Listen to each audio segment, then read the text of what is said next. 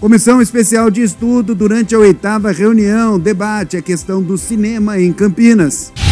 No Giro Ambiental de hoje vamos falar como as mudanças climáticas impactam na dispersão de sementes.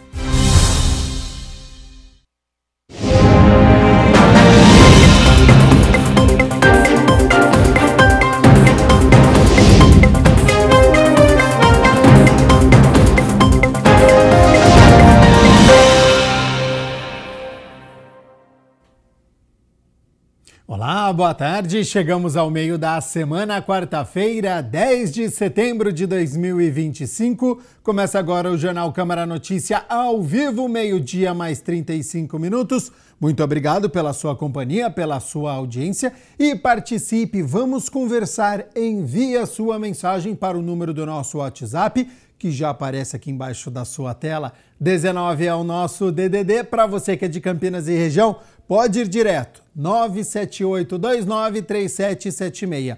Ou você tem a opção de enviar esta mensagem apontando a câmera do seu celular para o QR Code.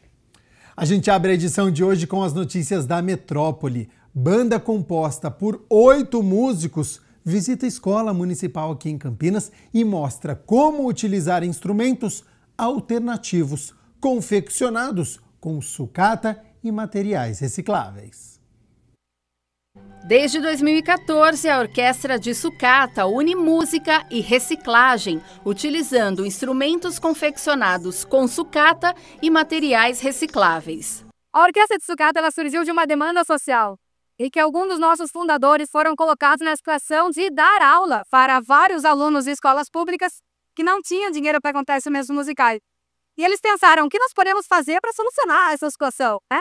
Então utilizaram resíduos, materiais que seriam facilmente descartados para construir instrumentos musicais.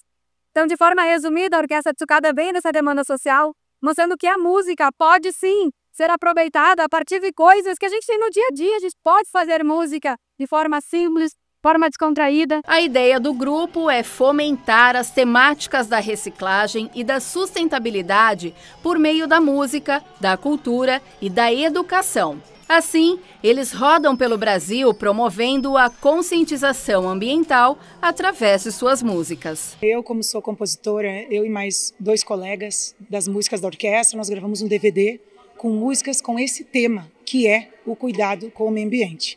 Por exemplo, um trecho do poema da nossa música de trabalho, Preste Atenção. Pare, pense e preste atenção. O que você vai fazer com o lixo que tem na mão? Vai jogar no chão? Então, tudo isso, as questões, a gente busca questões, por exemplo, lugar de lixo é no lixo, precisamos aprender, cada um faz sua parte, começando por você. Eu já estou fazendo a minha, se quiser vem conhecer. A minha cidade é limpa, dá orgulho de viver. Então, são pequenas palavras e coisas, e palavras do nosso cotidiano, para que através da música a gente consiga passar para crianças, jovens, adultos, a importância que sempre foi, que está sendo e que precisa acontecer, que é cuidar do nosso planeta. A vinda do grupo para a IMF-EJA Raul Pila proporcionou aos alunos um contato mais próximo com a música, com a reciclagem e o cuidado com o meio ambiente. Como nós estamos numa sociedade muito consumista, a gente adquire muitos produtos que muitas vezes ficam obsoletos. Então, em vez de deixá-los jogados em alguns lugares, nós os trazemos para a escola e os transformamos. Que bom que tivemos a Orquestra de Sucata aqui para ressignificar esses produtos e transformá-los em música, em dança, em ritmo, que tem tudo a ver com a nossa linguagem dentro da escola.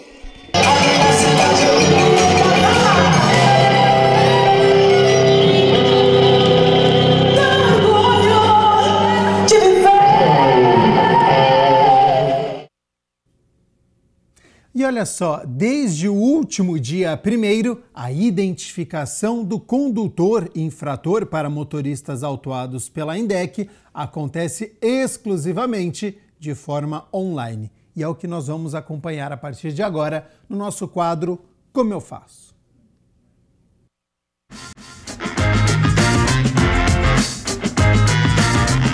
sabia que a identificação do condutor infrator para o motorista autuado pela INDEC deve ser feito exclusivamente de forma online? No Como Eu Faço de hoje, a gente vai te dar o passo a passo. Confere! Essa medida em atendimento a uma portaria 18 de 2023 do Detran, que ele fala que os órgãos agora têm que fazer a indicação de condutor infrator através da CDT, que é a Carteira Digital de Trânsito. Além da facilidade que ele pode fazer de qualquer lugar, né, é bem prático, rápido, traz uma segurança para ele. Acho que isso é o principal, né? A gente sempre vê nas mídias aí a questão de denúncias, de fraudes, dessas indicações de condutor.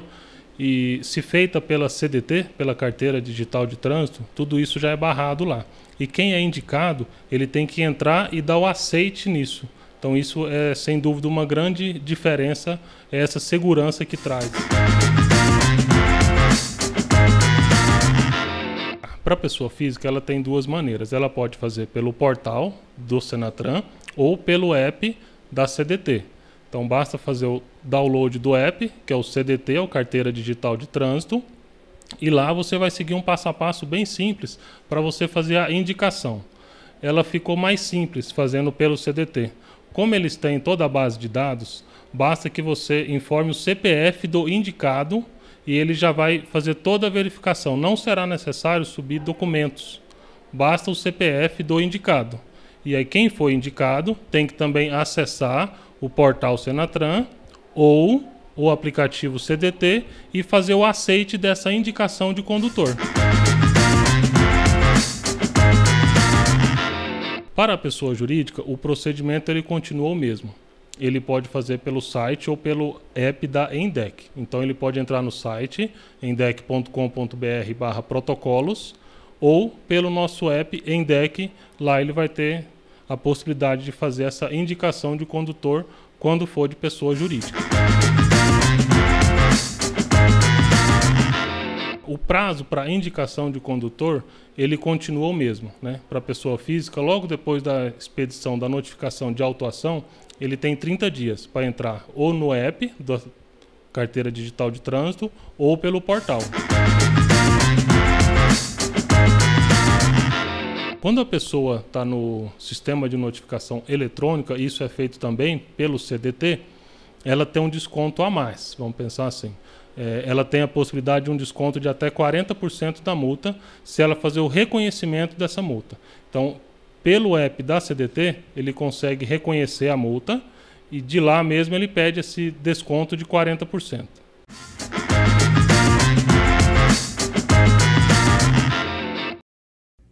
O Instituto Amor e Vida, organização da sociedade civil sem fins lucrativos, dedicada à promoção da assistência social a pessoas em situação de vulnerabilidade, está com uma campanha de venda de pizzas beneficentes. O Instituto Amor e Vida é uma instituição que atende pessoas com câncer e pessoas com doenças crônicas em situação de vulnerabilidade social e pessoal, e nós oferecemos, em média, 4.000 atendimentos no mês, de forma gratuita. Atendimento na área de fisioterapia, nutrição, psicologia, serviço social, serviço de convivência e fortalecimento de vínculos, com várias atividades de pintura, bordados, crochê, temos o grupo de pilates, são várias atividades que são realizadas aqui no Instituto Amor e Vida. E para ajudar na manutenção dessas atividades que o Instituto Amor e Vida realiza, nós estamos fazendo a promoção das pizzas, tá? Que vai acontecer agora, no dia 12 de setembro, a partir das 10 horas da manhã, nós teremos aqui no Instituto pizzas deliciosas, de calabresa, de mussarela, de marguerita, mista. Então, adquira a sua pizza. Por R$45, você adquire uma pizza deliciosa e vai estar ajudando na manutenção do Instituto Amor e Vida. Faça a sua colaboração. Quando as mãos se unem, a dor diminui. Meio-dia mais 45 minutos. Muito obrigado pela sua companhia, pela sua audiência. Estamos ao vivo nesta quarta-feira. Vamos com as notícias do Legislativo, porque a Comissão Especial de Estudos realizou um debate sobre requalificação e Sistema Municipal de Cinema. A Comissão Especial de Estudos do Complexo Municipal de Salas de Cinema, que tem como presidente o vereador Wagner Romão, promoveu a 8ª reunião com foco no tema estudo e ajustes para a requalificação do Sistema Municipal de Cinema. Hoje a gente apresentou um esboço de um projeto de lei. A gente acha que é muito importante que cada comissão de estudos possa deixar um legado para a cidade. E hoje a gente apresentou um esboço de um projeto de lei ordinária que visa estabelecer esse sistema municipal do audiovisual, para além, inclusive, das próprias salas de exibição, que são aquilo mais concreto do que a gente discutiu nesses meses, né? Isso envolve também um diálogo com a Secretaria Municipal de Cultura e Turismo, que tem pensado numa proposta de uma Film Commission, que é um instituto também, um órgão de gestão da questão do audiovisual na cidade, que está muito ligado à ideia de que a gente possa trazer produções a serem feitas aqui, não apenas as produções que já são realizadas aqui na cidade, mas que Campinas possa ser uma referência também para outros produtores de outros municípios, estados brasileiros, até de fora do Brasil. O relator Paulo Haddad, que faz parte da comissão, durante a reunião, falou sobre os trabalhos da comissão. Eu vejo com muito bons olhos que tenhamos aí a oportunidade de ter no centro de Campinas, né, um espaço destinado à cultura, lazer e entretenimento, né, uma sala de cinema, para que a gente possa ocupar esse espaço, né, que é da população, que é nosso, para que a gente tenha, hoje, com todas as sinalizações, movimentações que têm acontecido dentro da administração pública, hoje nós temos ali, né, o Palácio da Cidade, enfim, né, o nosso Palácio da Justiça, que está sendo ocupado pelo poder público para que a gente possa. E eu acho que essa contribuição nossa, que Vossa Excelência está propondo como um projeto de lei, eu acho que ela vem ao encontro, né, daquilo que nós imaginamos ser algo importante, não só para a nossa população, mas também, né, para que a gente possa, de alguma forma, deixar um legado de coisas boas para a cidade de Campinas. Também o encontro reuniu representantes de importantes instâncias ligadas à cultura e ao audiovisual. Eu queria ressaltar aqui que talvez nos últimos 20 anos esse seja o momento em que haja uma maior sinergia para que as coisas andem. Então, eu queria ressaltar isso, saudar muito essa união dos mandatos aqui para fazer esse projeto de lei, para fazer essa comissão, o diálogo com a Secretaria de Cultura, enfatizar que existem outros entes que podem contribuir com isso, tanto no Estado quanto no governo federal. Assim, existem formas de financiamento através do Fundo Setorial do Audiovisual, do próprio Ministério da Cultura. Eu acho que vale a pena a gente se debruçar sobre isso, para a gente também não ficar disputando aqui orçamentos municipais, sendo que existem verbas de outros lugares que podem contribuir para esse nosso projeto. A comissão tem como objetivo propor políticas públicas para garantir o acesso democrático ao cinema em Campinas, fortalecendo a produção, difusão e exibição audiovisual na cidade. A gente entende que é muito importante que Campinas tenha uma sala de referência internacional.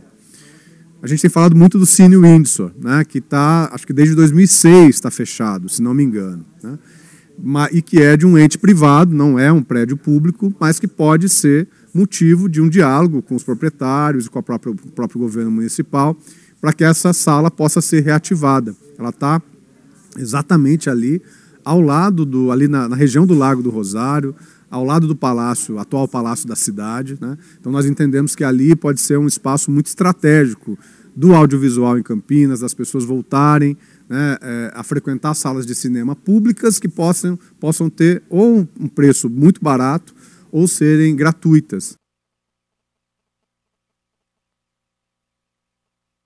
A Comissão Permanente de Finanças e Orçamento aqui da Câmara se reuniu pela 7ª vez neste ano e analisou um projeto. Presidida pelo vereador Carlinhos Camelô e com a presença dos vereadores Fernanda Souto e Luiz Iabico, a Comissão Permanente de Finanças e Orçamento deu parecer favorável ao projeto de lei de autoria do vereador Permínio Monteiro, com emendas, para criar em Campinas o Programa de Responsabilidade Socioambiental e o Certificado Municipal de Sustentabilidade, ASG. Tem alguns elementos importantes nesse projeto, que é principalmente a ausência de impactos financeiros para o município. Pelo contrário, uma empresa que se disponha a cumprir esses critérios e fazer jus a esse certificado, ela vai trazer benefícios no sentido de garantir esse compromisso com o desenvolvimento sustentável na cidade. São alguns elementos que são exigidos para que essas entidades possam atingir esse certificado. Uma questão importante também com relação à emenda apresentada nesse projeto é o envolvimento do Conselho Municipal de Meio Ambiente nessa decisão, nessa articulação desse programa. Esse projeto, incluindo o Conselho na discussão desse programa, da certificação das entidades, acerta muito. Quero parabenizar a vereadora Mariana Conte, que apresentou essa emenda ao projeto. E o nosso voto, o voto do PSOL, ao parecer, é o voto favorável. Já antecipo o meu voto para ser favorável ao relator. Um excelente projeto, uma excelente iniciativa do vereador Permínio. Vi também as emendas aí por parte da vereadora Mariana. Enfim, é um projeto interessante, onde nós estaremos aí colocando um parâmetro nas empresas fornecedoras da cidade de Campinas que se obtenham o selo empresarial sustentável. O desenvolvimento sustentável exige das empresas hoje a participação em busca da sustentabilidade final, mas para que Campinas e o país cheguem a um país sustentável, uma cidade sustentável, é necessário que os atores aí se comportem adequadamente e as empresas privadas têm essa obrigação de olhar o social, o econômico e o ambiental. Então, com 3 votos favoráveis, está aprovado. O projeto pretende estimular a atuação de empresas e organizações da sociedade civil em ações de desenvolvimento local sustentável, com ética, transparência, respeito ao meio ambiente e à diversidade social. É importante esse debate aqui na nossa Comissão de Finanças e Orçamento, por se tratar de um assunto aí ligado muito às compras que a Prefeitura irá realizar pelas empresas que fornecem à Prefeitura. Então, esse selo de sustentabilidade, que vamos chamar assim selo verde, obriga as empresas a estarem de acordo com o desenvolvimento sustentável, ou seja, eles têm que pensar, né, na área ambiental, na área social e na área econômica em conjunto, porque isso é exigido hoje pelas grandes empresas.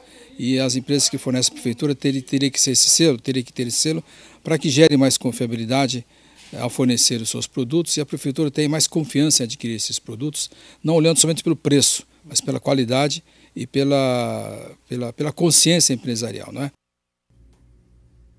O vereador Ailton da Farmácia protocola requerimento e pede informações à Prefeitura sobre atendimento a pessoas em situação de rua em praça na Vila Industrial.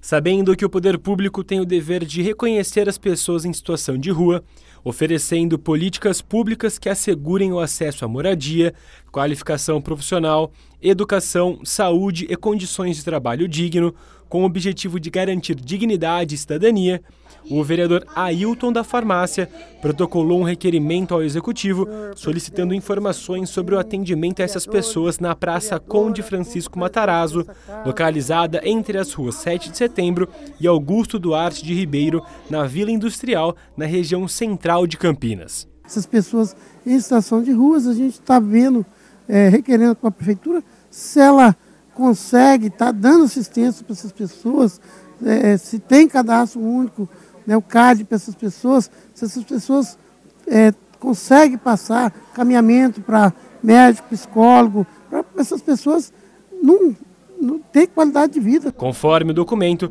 o vereador ainda questiona quantas pessoas já receberam atendimento neste ano e também quantas ocorrências a Guarda Civil registrou no local em 2025. O vereador teve essa demanda, nós estamos pedindo para o assistente social, secretário da Prefeitura, que faça lá uma visita e que tente tirar, né, essas pessoas em situação de rua, até para as próprias pessoas daquela região se sentirem mais seguras. E a gente segue aqui com o Jornal Câmara Notícia, com as notícias do Legislativo, porque o vereador Marcelo Silva protocolou um projeto de lei e quer obrigar a presença de bombeiro civil na Lagoa do Taquaral.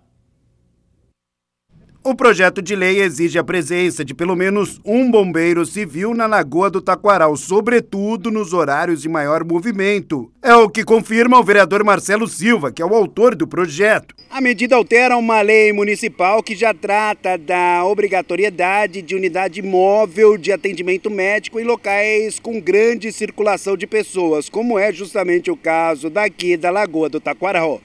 Na verdade é fundamental, né? Eu já tinha tentado um projeto aqui para que se colocasse ambulância, mas enfim, em razão do custo não conseguimos.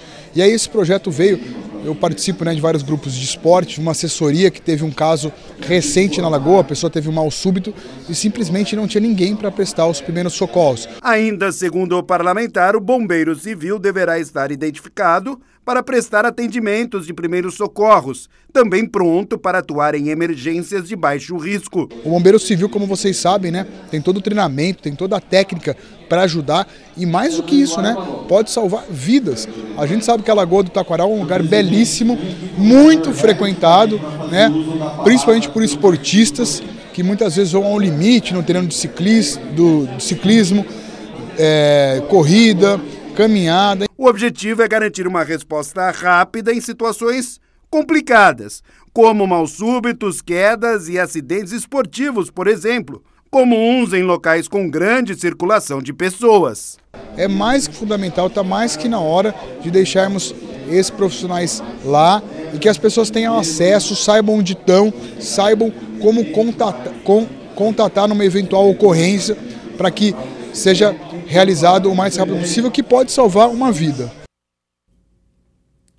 As mudanças climáticas têm sido pauta de muitos estudos, pesquisas, fóruns e acordos internacionais, porque abrangem todo o ecossistema e detalhes pontuais. Em Campinas, um pesquisador da Unicamp mapeou o impacto no comportamento dos animais frugívoros em decorrência das mudanças climáticas e a consequente perda de dispersão de sementes.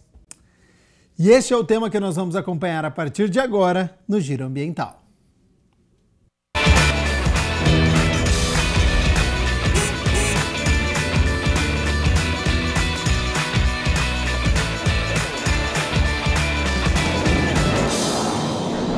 E no Giro Ambiental de hoje vamos falar sobre como as mudanças climáticas impactam na dispersão das sementes e, obviamente, em todo o sistema ecológico.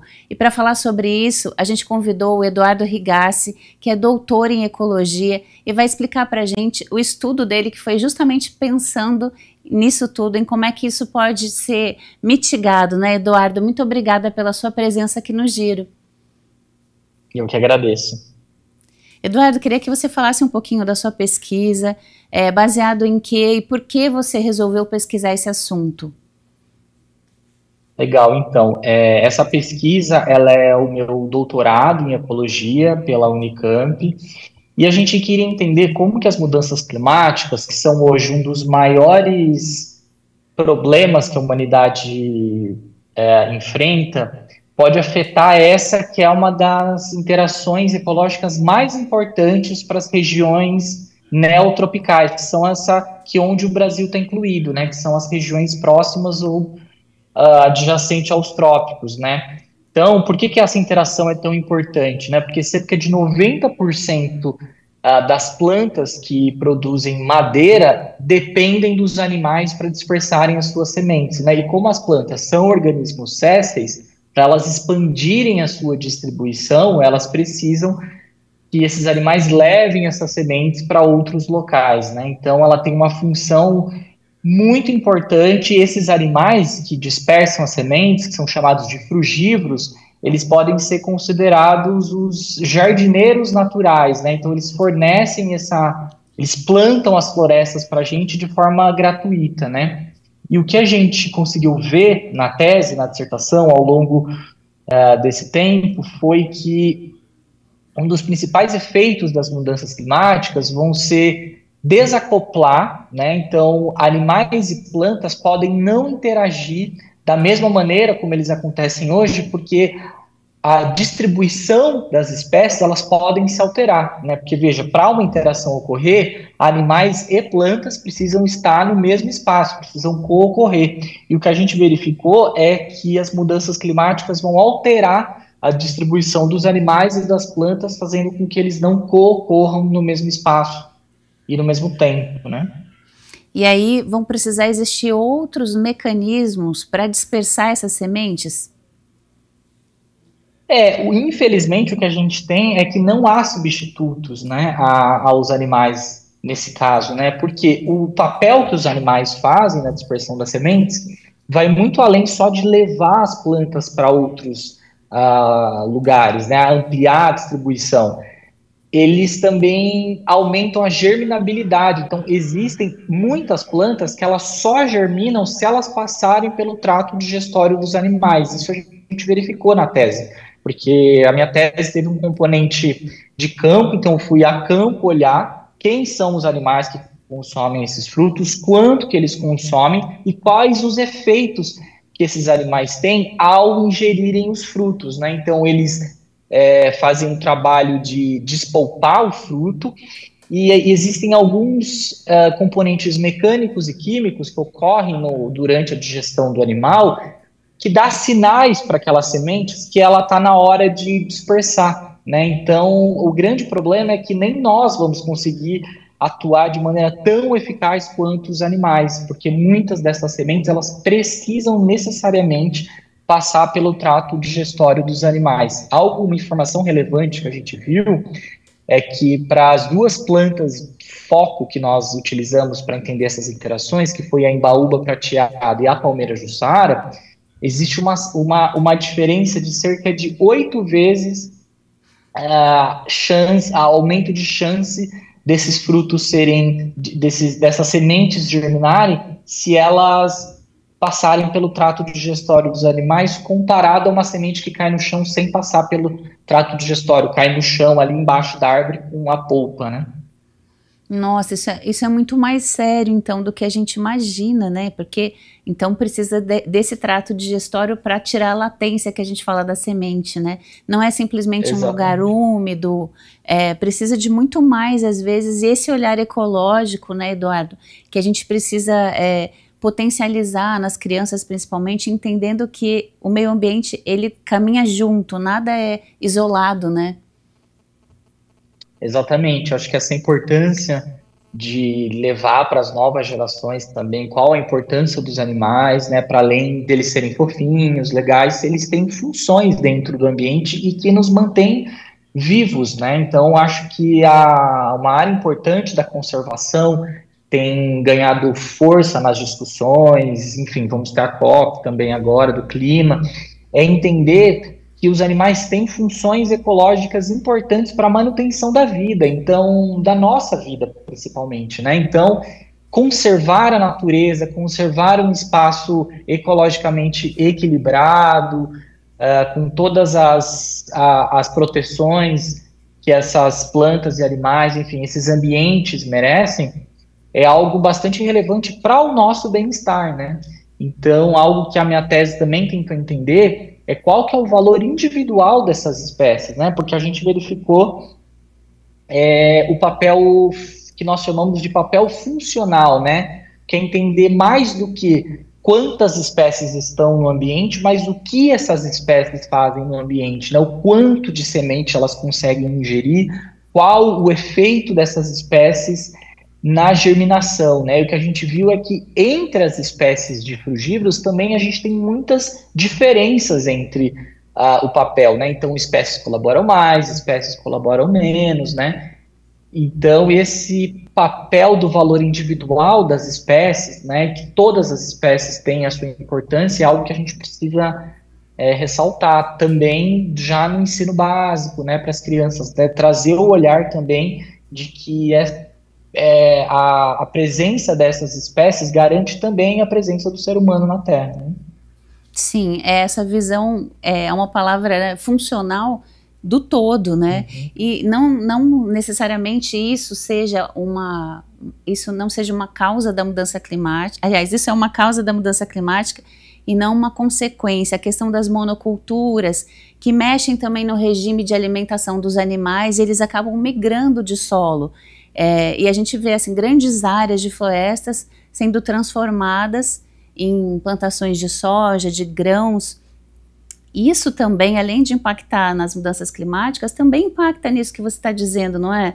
Queria que você confirmasse, porque os animais acabam saindo em busca de alimentos ou se concentrando em áreas que antes eles não ocupavam, e isso também impacta na dispersão das sementes?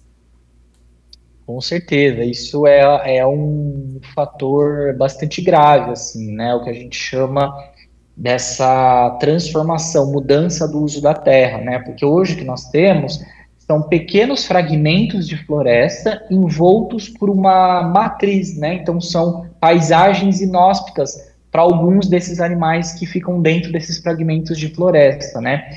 Uma das áreas que eu fiz as observações de campo foi a Mata de Santa Genebra, aqui em Campinas, próximo até da Unicamp. E ela é um bom exemplo de uma mata que está envolta já por uma matriz periurbana, né, que é uma matriz parte rural, mas também já bastante urbanizada, né.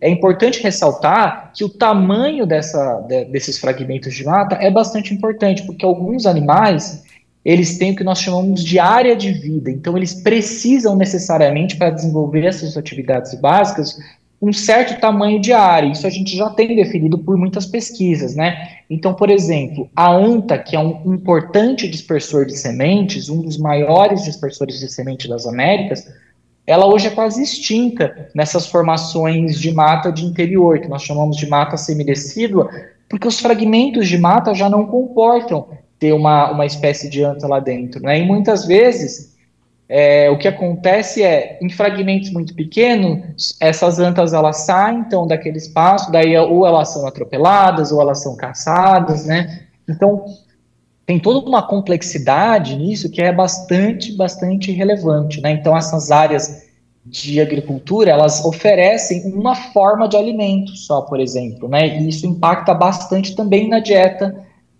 desses bichos, né, que acabam ficando bastante restrito àqueles fragmentos de mata, né. Por isso que tem essa conta que quando a gente encontra uma onça num lugar, é porque geralmente esse ambiente está mais equilibrado, né, porque ela está lá no topo da cadeia alimentar, então significa que aquele ambiente ainda está ecologicamente mais equilibrado? Exatamente, quando a gente tem onças naqueles locais, como a onça ela está no topo da cadeia alimentar, a gente tem todo um grupo de animais que antecede, né, ela para que ela ocorra e se mantenha saudável naquele lugar, né? Então diz que ali nós temos diversas componentes tróficos de animais ali, né, que vão fazendo a ciclagem dos nutrientes, mas também se alimentando um dos outros, e aquilo vai chegando a níveis tróficos, que nós chamamos, bastante elevados, que são, por exemplo, o dos predadores de topo, né?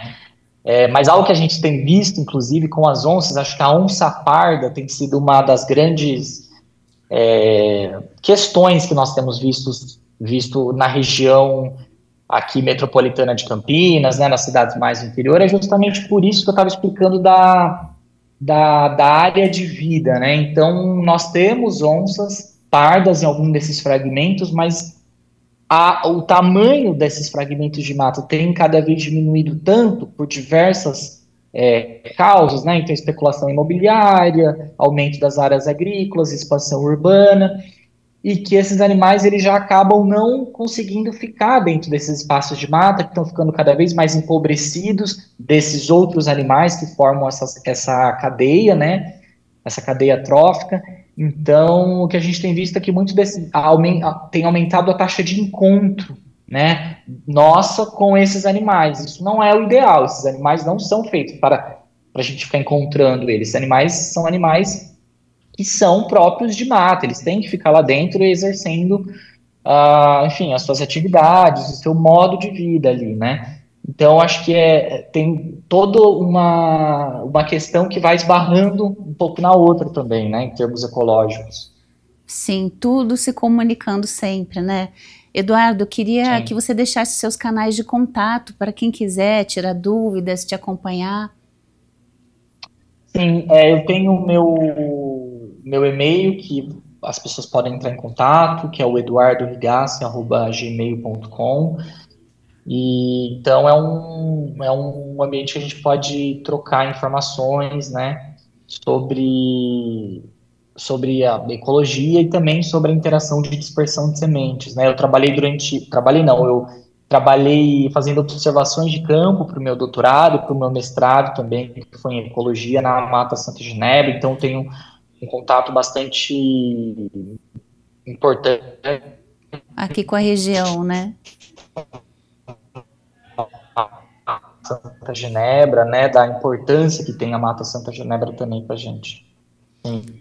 Eduardo, eu agradeço demais a sua participação aqui com a gente no Giro, uma pesquisa fundamental, muito importante aí para a gente pensar os próximos passos, né? Muito obrigada.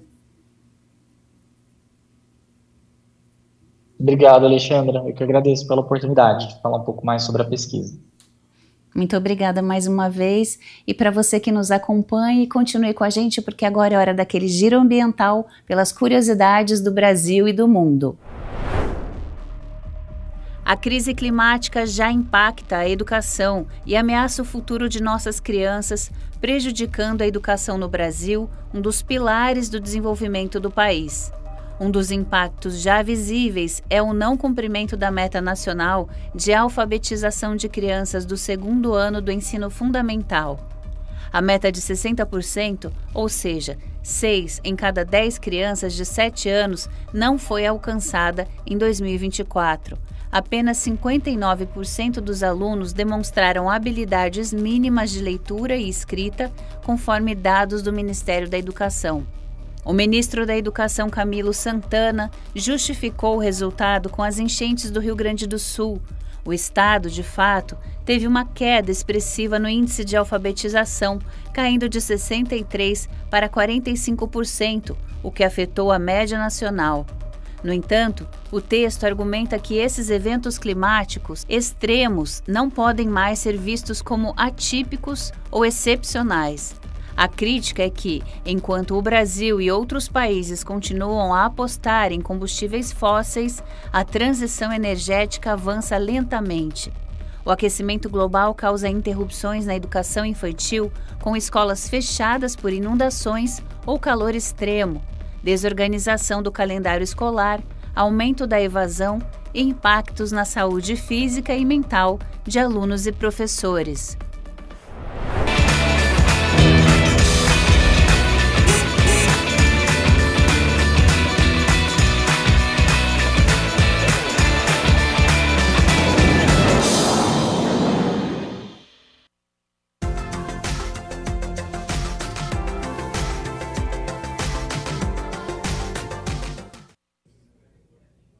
Sem mudanças no tempo aqui para a cidade de Campinas, então o sol segue aparecendo durante todo o dia com alguma nebulosidade e não tem previsão de chuva. Umidade relativa do ar mínima segue próxima aí aos 20%. Sobre as temperaturas, elas já estão aqui na minha tela. Para amanhã, quinta-feira, então, 11 de setembro, mínima de 15 graus. Já é uma mínima elevada para este inverno. Ao longo do dia a temperatura sobe e pode chegar próximo aos 33 graus aqui na cidade de Campinas. O Jornal Câmara Notícia fica por aqui. Muito obrigado pela sua companhia, pela sua audiência. Lembrando que hoje é quarta-feira, portanto é dia de reunião ordinária, a de número 53 do ano. A partir das 6 horas da tarde, os vereadores vão se reunir para discutir e votar 6 projetos. E amanhã a gente conta tudo para você aqui no Jornal Câmara Notícia. Até lá. Tchau, tchau.